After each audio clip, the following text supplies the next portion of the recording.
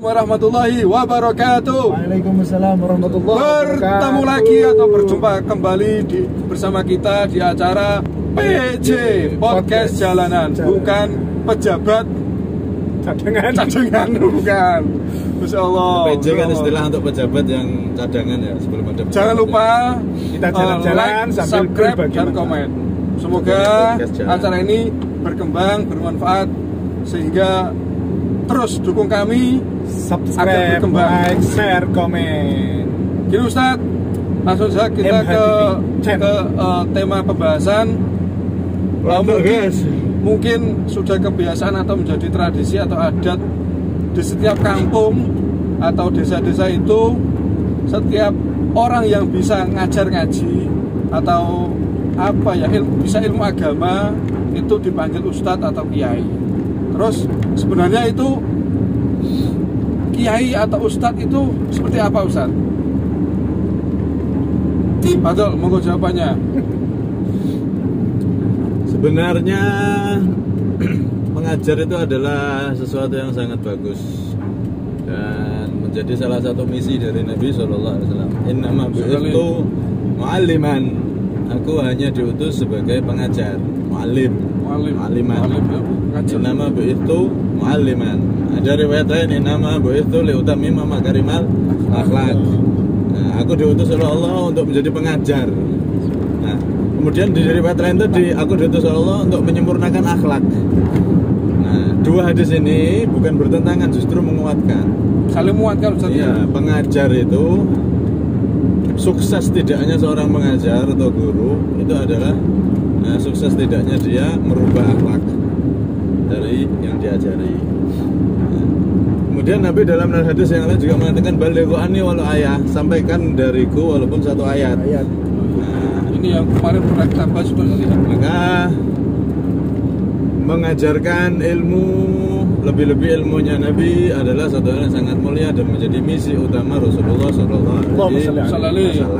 Cuman setiap pengajar itu sebetulnya tidak bisa digelari ustadz atau kiai langsung, tidak bisa. Kalau ngustadz, kalau pengajar, mu'alim, pengajar itu bisa semua orang. Satu ayat kita hafal dari guru bisa kita sampaikan. Oh, itu dinamakan mu'alim Ustaz ya? Ya, mu'alim.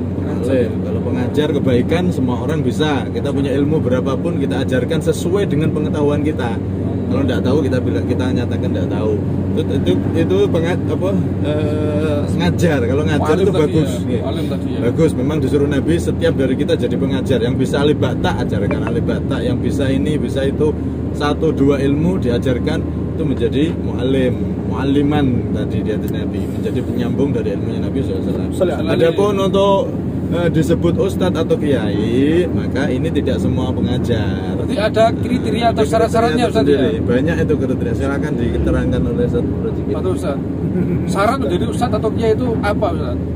Syaratnya itu apa?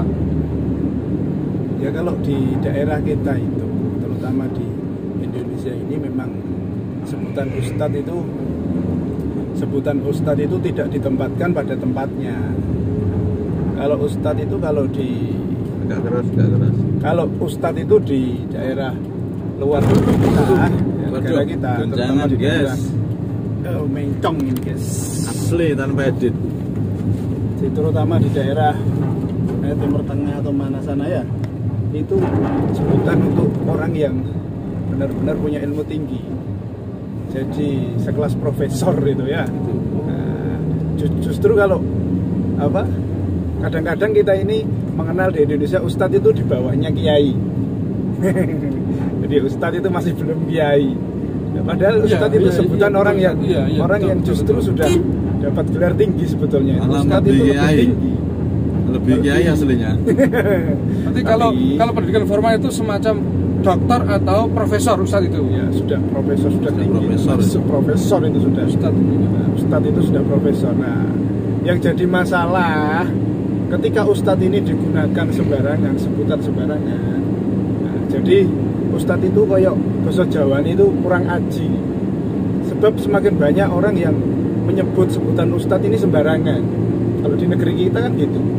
Kadang-kadang yang penting pakai kopiah, pakai baju rapi disebut monggo Ustad. Oh, bisa selawatan sama Ustad. Sehingga yang disebut Ustad nanti bisa kepedean. Kepedean bagaimana? Akhirnya dia maca Ustad tenanan, padahal dia enggak Ustad gitu loh.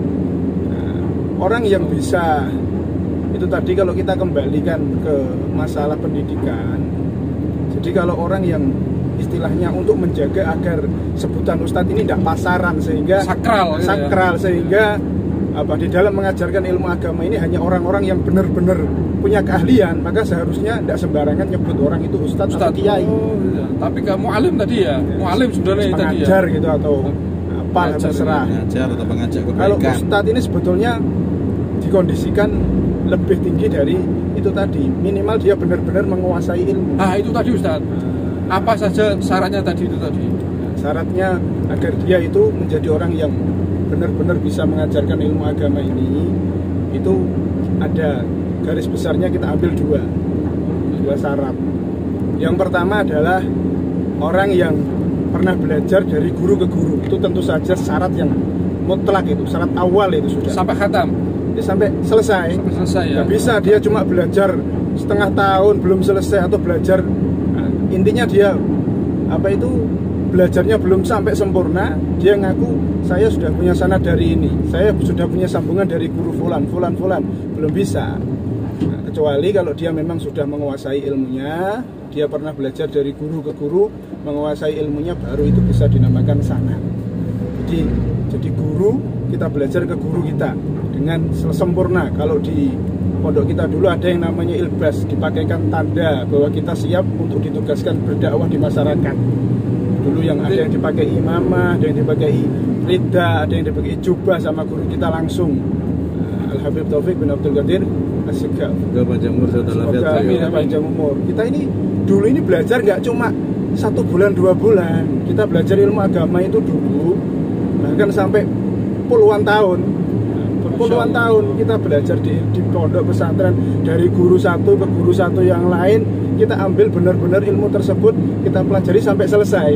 Setelah kita diizini, baru kita berani ngajar, kita berani mengajarkan apa yang kita ketahui sesuai pengetahuan daripada guru-guru yang diajarkan oleh guru-guru kita. Karena di dalam agama ini kita mengenal adanya sanad. Berbeda kalau pendidikan umum ya. Pendidikan umum terserah, itu urusan duniawi. Tapi kalau urusan pendidikan agama itu nanti urusannya sampai akhirat. Sambungannya nanti hubungannya dengan bagaimana ibadah kita benar apa enggak, bagaimana yang lain-lain antara di dalam agama kita ini harus benar. Itu mempelajarinya tidak sembarangan, maka harus punya guru, dari guru ke guru. Itu yang pertama. Jadi punya sambungan ilmu dari guru ke guru. Bahkan Al-Imam Ibnu Mubarak itu pernah mengatakan, laulal isnad laqala man syaa masya. Jadi kalau tidak ada sanad, sambungan dari guru ke guru, nanti bebas. Orang ini siapapun dia berhak ngomong sesuai kehendaknya dia. Sesuai kehendaknya dia. Dia mau nerangno gimana sesuai hawa nafsunya gimana, terserah. Nanti bahaya ini agama ini, rusak. Contoh ini hukumnya haram, dia tidak belajar dari ke guru, dia pikir sendiri, dia sesuai otaknya sendiri, nafsunya sendiri, akhirnya jadi halal. Ini bahaya. Susu sunnah. Makanya itu adalah sesuatu yang penting di dalam agama, sanad itu. Bahkan kalau di dalam kitab tafsir Ruhul Bayan itu Al-Imam Abu Yazid Al-Bustami mengatakan sanad itu bagaikan ikatan yang kuat, dari sambungan guru ke guru itu yang mengikat kuat. Maka bagi siapa saja yang tidak punya sanad itu tidak punya ikatan. Gurunya bisa dipastikan dia adalah bersambung dengan Asy'ah Asyaiton. Asy'ah Asyaitoni. Asy'ah Asyaitoni laknatullah alaih lah. Jadi sanadnya luar biasa ini. Kalau tidak punya guru. Man laysa lahu syekh fa syekhu syekh. Ini pun makalahnya daripada Syekh Abu Yazid Al-Bustami. Bisa dilihat di kitab Tafsir Ruhul Bayan itu ada.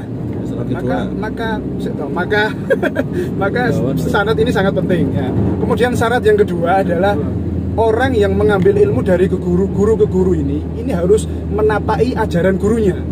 Jadi ajaran gurunya itu harus benar-benar dia ikuti. Nah, jadi gurunya mengajarkan seumpama wujud kidam pokok 20 gini, dia tidak boleh merubah, harus sama dengan gurunya.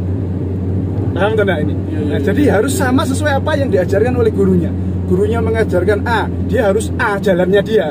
Kalau dia ngomong saya sanadnya ke guru si fulan, gurunya fulan ini ngajarkan A, dia ngajarkan B. Ini berarti sanadnya nggak sah. Kita lihat contoh iblis itu alim atau enggak? Alim luar biasa. Sanadnya ke siapa itu? Allah langsung yang ngajarkan iblis itu. Siapa yang ngajarkan iblis itu? Allah ngambil ilmunya langsung dari Allah. Tidak bisa kita katakan sanadnya iblis dari Allah Subhanahu wa Ta'ala. Ngawur ini, tidak bisa. Terjadi pelencengan. Karena apa? Karena ini terjadi pelencengan, maka sanad ini putus, nggak bisa. Maka kalau ada orang yang ngaku saya sanadnya dari Kiai Fulan, tapi dia mengajarkan yang tidak sama dengan Kiai si Fulan, maka ini tidak bisa dikatakan ini punya sanad dari Kiai si Fulan. Putus ini sanadnya sudah, karena tidak sesuai dengan ajarannya. Maka dari itu dua perkara ini yang harus benar-benar dipegang oleh para pengajar. Benar-benar pelajari ilmu dari guru ke guru dulu. Karena resikonya sangat luar biasa. Gurunya alim, sufi, masya Allah. Seperti Rasulullah, mas saya yadu imra'atan qat. Gurunya Rasulullah tidak pernah megang tangan perempuan yang bukan mahramnya sama sekali. Gurunya sama ngikutin Nabi. Tapi muridnya sudah melenceng, ada pelencengan. Ini berbahaya. Bisa Harus memutus sanad. Terus kalau dari segi disiplin ilmu Ustaz, minimal itu harus menguasai ilmu apa Ustaz? Orang yang mengajarkan ilmu, kalau seperti sampean ngajarkan ilmu Al-Qur'an, ngaji Al-Fatihah aja, Al-Fatihah itu minimal sampean belajar berapa ilmu sudah ya? Ayo, harus makhraj ya kan? Bacaan tajwidnya harus benar, makhraj benar, sampean harus punya sambungan sanad juga apa enggak? Kalau sampean ngajarkan A I U babi bu tadi itu, tapi nggak punya sanad, dan nanti sampean ngajarkan huruf ba itu bunyinya gimana, A bagaimana, ta bagaimana, itu bisa berubah nanti. Dulu Rasulullah A itu bagaimana, ba ini dijaga. Fatihah ini mau sampai waladhdallin ini bisa bunyinya seperti itu sampai sekarang. Ini dijaga oleh penghafalnya yang dulu belajar dari guru ke guru. Nah, itu baru soal apa? Soal Al-Qur'an.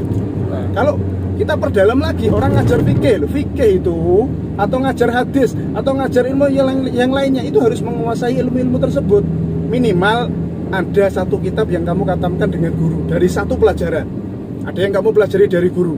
Nanti dari satu kitab yang kamu ambil dari guru itu kamu ajarkan dengan kamu kembangkan dengan apa itu dengan apa yang dulu kamu ambil dari gurumu.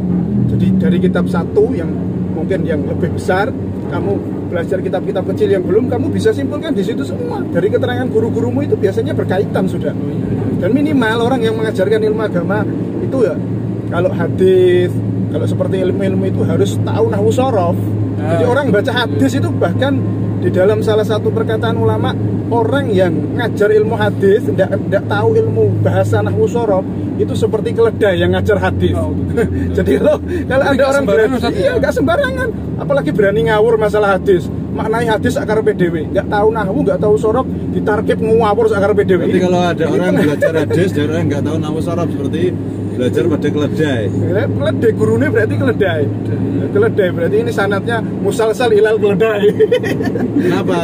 Berbahaya sekali, nanti makna hadis bisa melenceng, tidak sesuai dengan yang diinginkan oleh Rasulullah. Kalau hadis sampai melenceng ancamannya apa? Fal yatabawa maq'adahu. Benar, kalau makna dari hadis keliru, hati-hati sudah. Apalagi kalau cuma pegangan kitab dibaca sendiri. Kitab itu cetakannya tidak mesti benar itu. Dengar harokatnya salah. Jangankan harokat, bahasa Arab itu kadang titiknya geser sedikit sudah berubah makna. Iya. Apalagi berubah harokat, berubah bunyi sudah. Jadi intinya kalau ya orang disebut alim, kiai, apalagi disebut ustad, ya, itu harus satu, dia menguasai kitab kuning, menguasai shorof, menguasai nahwu, dan dia minimal harus mengetahui halal haram yang dipandang oleh umum, seperti salaman laki-laki perempuan, itu jelas. Tidak bisa disebut ustadz kiai kalau sudah salaman perempuan laki-laki yang bukan mahramnya. Itu ciri-ciri ya, itu yang paling mudah kita bedakan. Ya, sudah kita bahas kemarin itu satu. Jadi harus tahu alim kitab, bisa membaca kitab betul-betul bersanad, kemudian yang paling penting tadi itu jalannya itu harus jalan sesuai mengikuti guru, dan dia Taurikannya guru ya, taurikannya. menanamkan khasyatullah, takut kepada Allah, sebagaimana Allah berfirman dalam Al-Qur'an, innama yakhsyallaha min ibadihil ulama. Yang takut kepada Allah itu dari hamba-hambanya adalah para ulama. Jadi tadi itu kembali ke awal, Rasulullah diutus mu'alliman, pengajar.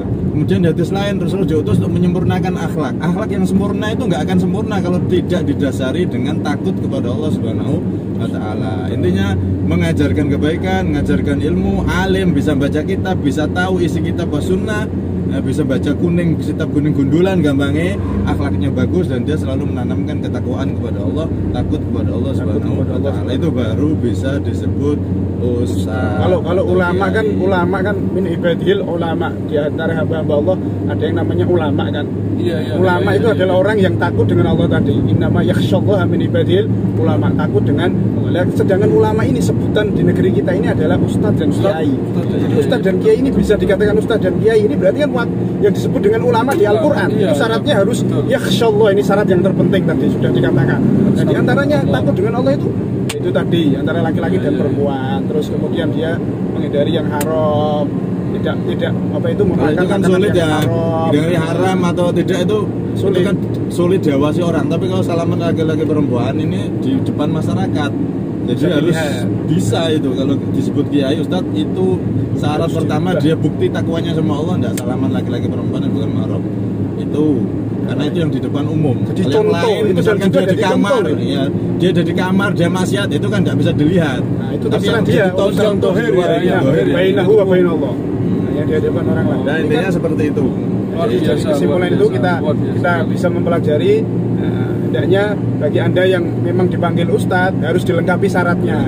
Harus yang dipanggil kiai harus dilengkapi syaratnya. Ini untuk masyarakat juga. Jangan sampai nama ustadz, nama kiai ini hancur, maksudnya itu tadi. Atau tidak sakral lagi, atau tidak gara-gara bisa dipakai sembarangan orang, gara-gara oknum-oknum yang memang tidak layak untuk menyandang gelar tersebut.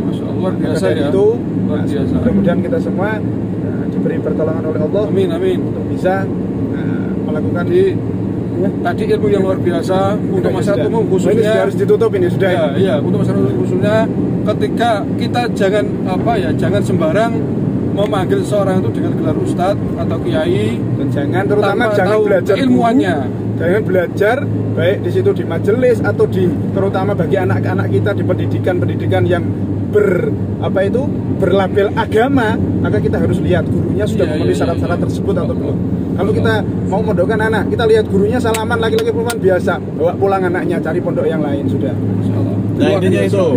Satu lagi intinya, yang namanya orang alim, ustadz itu ya harus tahu bahasa Arab, tahu nahwu sorof, bisa baca kitab kuning. Udah, itu jelas. Itu garis besarnya seperti itu. Dasar itu garis besar itu minimal itu sudah sebetulnya itu minimal. Karena Syed Maliki pernah mengatakan kalau orang ustadz atau alim tidak tahu nahwu sorof, tidak tahu bahasa Arab, itu nanti kejelekan sama kebaikan yang dia tanam lebih banyak kejelekannya.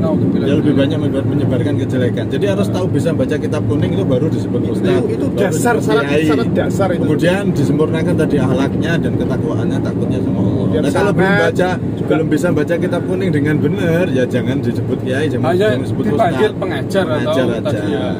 Atau bahasa Arab tadi mu'alim tadi. Kalau disimpulkan minimal syarat dasarnya harus tahu nahwu sorof, bisa baca kitab kuning. Kedua, harus memberi contoh yang baik, terutama hal-hal yang haram yang bisa dipandang oleh masyarakat umum jangan dilakukan. Seperti salaman antara laki-laki dan perempuan. Kemudian dia harus punya sanad, sambungan dari ilmu ke ilmu, dia belajar dari guru ke guru secara sempurna. Kemudian dia berjalannya amalnya harus mengikuti akhlak daripada guru-gurunya, mengikuti ajaran daripada guru-gurunya. Ini garis besar.